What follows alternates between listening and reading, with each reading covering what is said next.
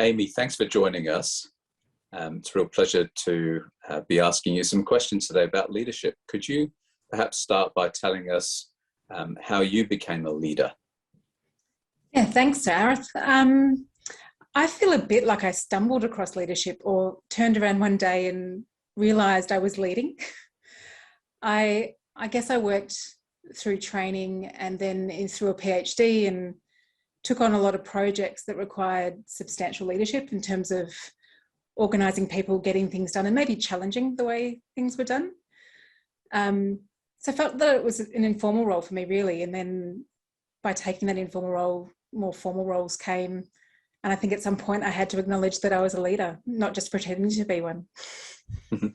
And during that journey, Amy, what would you have looked to in others to give you an impression that they were good leaders? And then what do you feel that you've taken on for yourself as a leader? Yeah, I think for me, some of the really important things when I saw myself making that transition, well, people often talk about mentorship and sponsorship, and I think I benefited from both of those things and saw in the people who were mentoring me and sponsoring me a true curiosity in me, a true willingness to understand what I was trying to achieve and support me to do it. And I guess encouraged me along that pathway at a time when sometimes you wonder whether what you're doing is worthwhile or valuable or adds to, the work that we do. These people really made me believe that the path I was taking was the right path. And so I guess I've tried to take that up in my own leadership in terms of giving people opportunities, trying to find the best ways for them to grow, trying to really listen to what they think the next opportunity or change is. Because I think sometimes when we do sit in leadership roles, we get used to what we're doing and our vision of what it is we should be doing. But it's always nice to have the next generation come along and challenge us and remind us that there might be new things to think about or new ways to do it. And I try to, I guess, grab that energy if I can and enable it. If I were to look at your team, the team of people that you lead, what would you say would be the culture in that team? And, because presumably that culture is emanated from your style of leadership. That's a very good question. I think you should ask my team that, not me. They might give you better insight. So I'm aware that my approach is very collaborative. So I view leadership as a collaborative activity and trying to understand how to get the best out of people, not trying to do it all myself or trying to dictate how things are done or who does what. So I think I have grown a collaborative culture. I think it's respectful. I think that's particularly the case when you work between countries or between cultures. You get a true sense of whether people think you're listening to them and their needs or dictating what will happen. I like to think I'm inclusive in terms of bringing people in and sharing the vision and sharing the ideas, but I think we're all at fault sometimes of being busy and driven and not taking the time to do that as well as we could. And look, I do hope that amidst all of it, there's fun. We can share a laugh, and when things go wrong, as they inevitably will, joke about the things that, we did along the way that we could have foreseen or prevented making that happen. Great responses, Amy. You've mentioned it.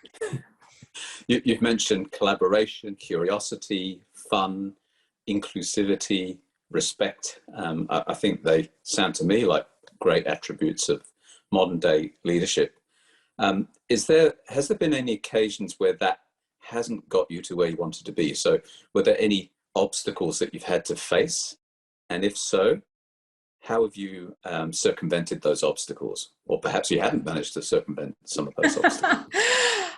Look, you can be as collaborative as you like and still not get something done that needs to be done. And so I think one of the challenges is always trying to decide when you're going to change your mode of operating, or when you're going to step outside perhaps your comfort zone and, you know, operate in a different way to get something done. And I think I'm comfortable doing that and able to do that. And I think sometimes people are surprised when I do that because it's perhaps not the way they operate generally.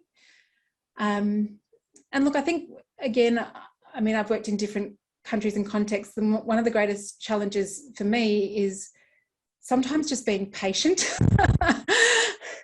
I think we can all be so keen to see good work done that when we have to wait for, you know, sometimes what can seem like a hurdle that's relatively bureaucratic or could be easily solved, you know, you have to bide your time and be patient to keep people on side and people engaged. And I actually like to think my colleagues in Laos taught me to do that really well. The Laos PDR, as the country is known, many of the people there have a saying, do you know what PDR stands for?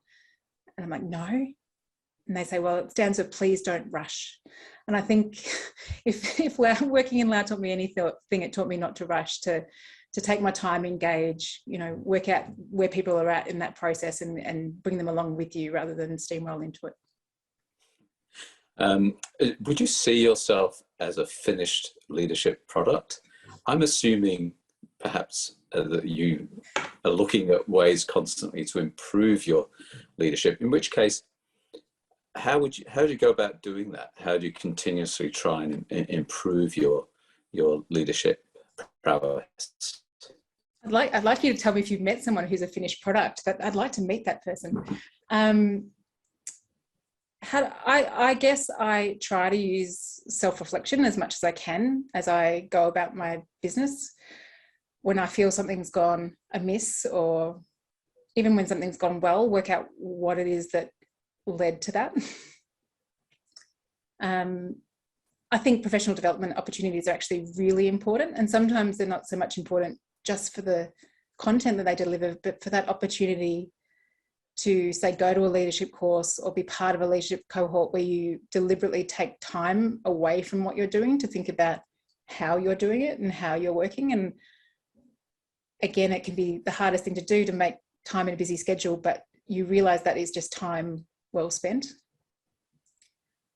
And I try to get feedback from others. So if I feel like the road we're traveling is not quite the road we should be on, or maybe I'm not doing it quite right, then I really do encourage my team and those around me to tell me what they think. And I hope that the style that I have encourages them to speak up rather than hold back ideas that would be helpful. Fantastic. And very final question, and I think you've perhaps answered this a little bit already. Any advice for a younger person who's about to embark on their own leadership journey in academic medicine and child health? Find people that help you believe in what you're doing and give you support through the moments when you think maybe it's too difficult or maybe it's not worth the effort.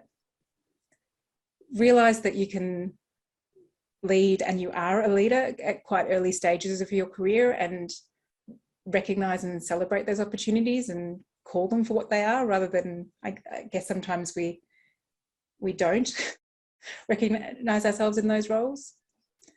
And have a tribe that supports you. I think that's slightly different to the mentoring and sponsoring role, but have people around you that really, when you need to debrief or think or reflect, you know, have the tribe that will help you in those moments. Great and interesting, fascinating answers, Amy.